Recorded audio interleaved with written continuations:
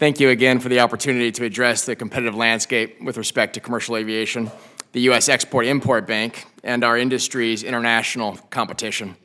My name is Marc Allen, and I am the president of the Boeing Company's Product Finance and Aviation Lease Unit, Boeing Capital Corporation.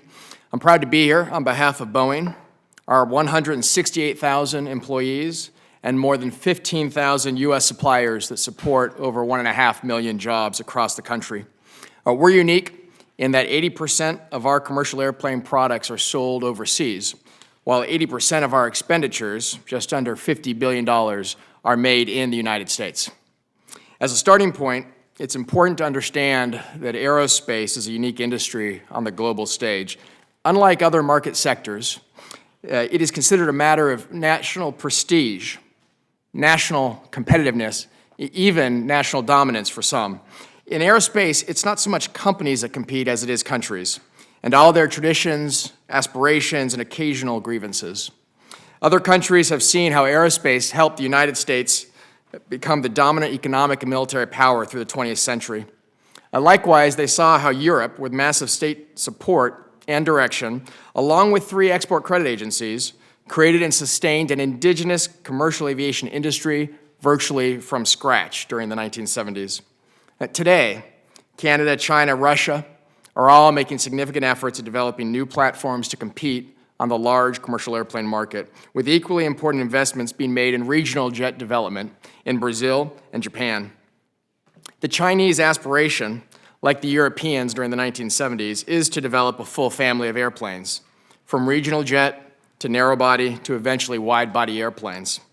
The path is undoubtedly a long one, but every element of the Chinese government, industry, and national spirit are committed to that goal.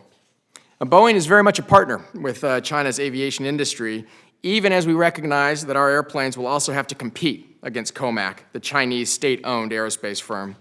For Boeing, the China model is simple. It's compete and collaborate, not one or the other. At Boeing, we don't shy away from competition. What we want, just as every competitor wants, is a fair chance and an even playing field. And this brings us to the role of export credit generally and the Export-Import Bank in particular. First, some background on the current regime governing export credit assistance. In 2011, a multilateral agreement called the Aircraft Sector Understanding was reached, ensuring that in aviation, there is no such thing as cheap export credit. No such thing. It's a term often employed by EXIM critics. But under the aircraft sector understanding that the chairwoman mentioned earlier, interest rates and fees for government export credit are set at levels that make such credit equal to, or usually higher than the cost of commercial financing. Furthermore, U.S. carriers can borrow money through domestic capital markets at even lower rates than their foreign competitors can obtain through either export credit or commercial finance. Now, EXIM's critical role as a backstop lender is powerfully shown by contrasting to the last 2 economic downturns.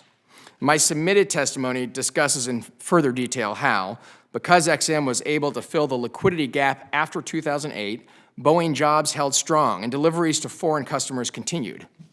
In marked contrast, in the aftermath of 9/11, where EXIM could not engage, U.S. carriers had to abandon deliveries that led to more than 30,000 Boeing layoffs.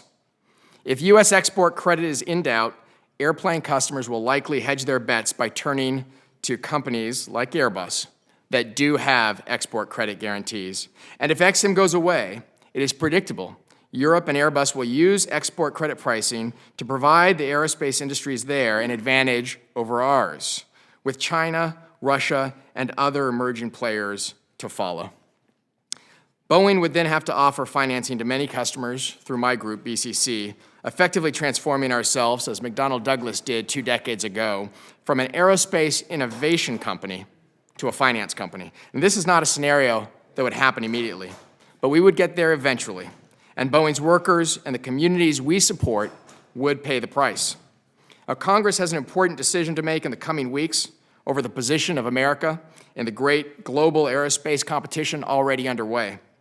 Without the important leveling mechanism provided by the EXIM Bank, Boeing and its extensive U.S. supply chain will be at a significant disadvantage in global commercial airplane markets, which we conservatively estimate to be worth $3.6 trillion over the next 20 years. This nation wants to build long-term strategic relationships with trading partners around the world. We want to lead progress toward open markets. XM is a key tool for sitting at the table to do that. Without XM, the existing disciplines will collapse, and we will have no say in it. In the end, this Congress and our country have to decide together whether it is worth playing the role of leader in this space. Thank you very much for this opportunity to discuss these important issues, and I look forward to questions.